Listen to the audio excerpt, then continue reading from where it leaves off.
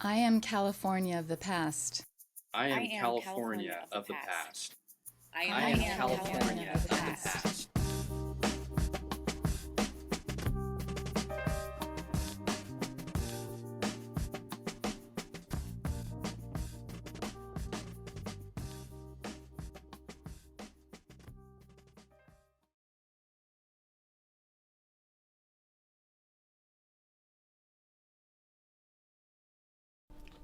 Have you ever been inside the big hangar at Moffett Field?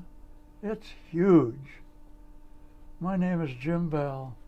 I was born in Berkeley, grew up in San Francisco, served as a Marine in the South Pacific, and later in China after World War II. I also served in Korea War. I spent most of my adult life in Sunnyvale. On February 12th, 1935, my father and I were returning to San Francisco from my mother's hometown in Dinuba, where we had attended a memorial service for Uncle Malcolm. We were driving on what is now known as US 101. There were 2 lanes, 3 in some places. The only other route toward San Francisco was El Camino Real, also 2 to 3 lanes wide. In the summer of 1927, to get out of the fog, we rented a house on Middlefield Road in Palo Alto. It was near the edge of the town then, but is now about in the center of Palo Alto. Dad drove El Camino Real until it connected to Mission Street and then to the Sunset District where they were building houses. It took about 45 minutes. Today, that's about what it takes on 280. Progress? Anyway, we were driving near Moffett Field when Dad pulled over to the side of the road and stopped. He said, "Look over there. It looks like they're taking the dirigible out.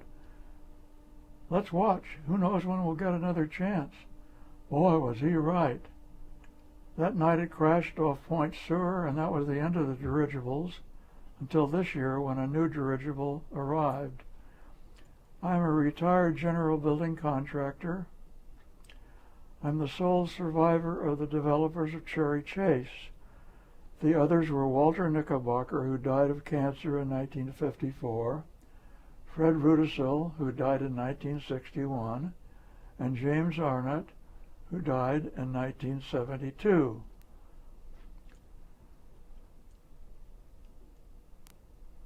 They built the shopping center while I built the houses. We sold much of the lots to other builders, 1 to raise funds and 2 to get a variety of homes.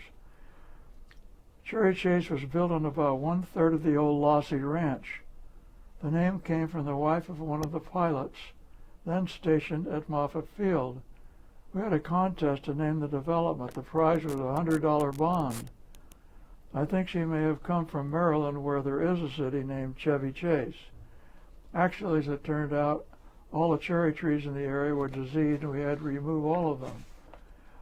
This is not difficult. In those days, we bulldozed the trees into piles, put a little gasoline in an old tire, and lit a fire under the trees. Of course, this would not be allowed today. That's all.